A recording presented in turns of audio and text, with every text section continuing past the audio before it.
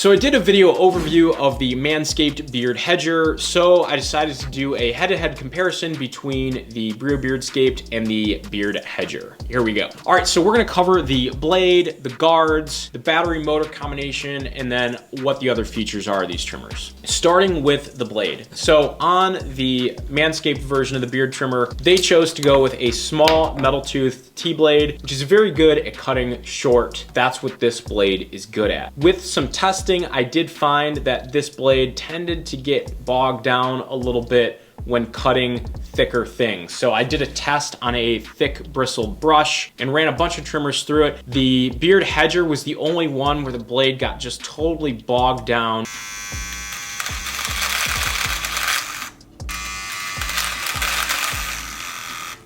Totally wouldn't cut it. And I think that's just because of the style of the blade that it is here. That has a little bit to do with the battery and motor. We'll talk a little bit more about that later. This style of blade, good for cutting short, not great at cutting thick. Looking at the blade on the Beardscape. So our standard blade is a larger tooth ceramic blade, which is really good at cutting thick hair.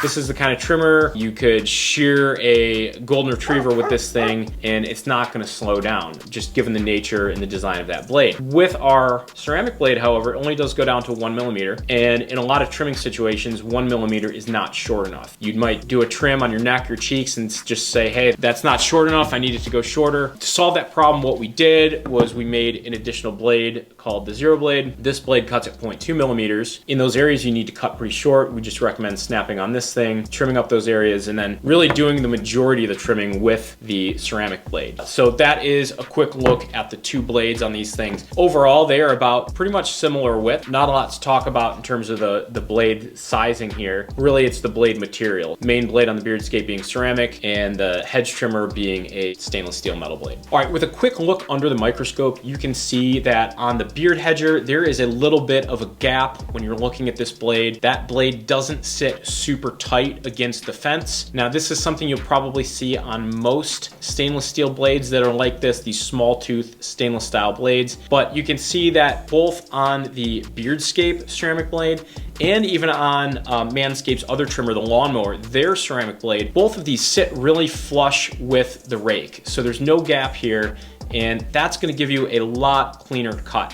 In that area where the gap, that's where it's gonna start tearing the hair, and it's gonna have that possibility to give you that kind of tugging feeling when it's trimming. All right, let's talk about the guards. The guard style with the Beard Hedger is a single adjustable guard. The way that works is the guard snaps into the top, and then you have this adjustment wheel right here that moves that kind of guard up and down in 0.5 millimeter increments. I have tested a number of trimmers with guards of this style. Generally, I'm not impressed with how they perform for a couple of reasons. One is this sort of fake precision. Well, the dial says it can move in 0.5 millimeter increments. The amount of flex within this guard, just sideways, up and down, and then flex when you're pushing in, is more than 0.5 millimeter. So you're never gonna get to kind of that level, that 0.5 millimeter level of precision with this style of guard. Versus a snap-on guard, you snap one of these guards on, and it's not gonna move in any direction. There's no play here, up or down. You're gonna get the same trim consistently, whatever you do with that guard. The other reason why I generally don't like these adjustable guards is because the distance between the cutting blade and the guard is different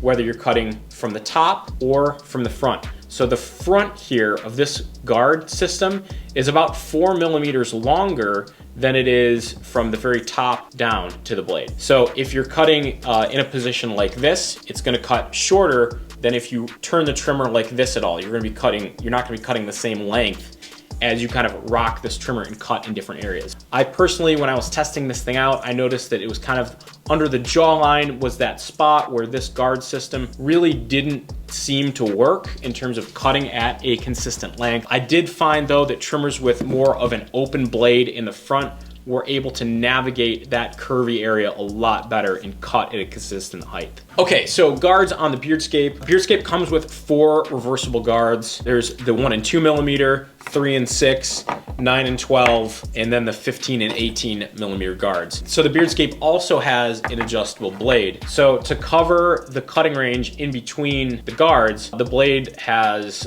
4 different positions, all of which are 0.3 millimeters apart. So you can use this blade to adjust to hit those ranges in between where the guards are set. For cutting super short, snap on the zero blade. Zero blade does not work with the guards. It's only for cutting really short. That's what it does. All right, so let's talk about the batteries. So the battery in the Manscaped Beard Hedger is a 700 milliamp hour lithium ion battery.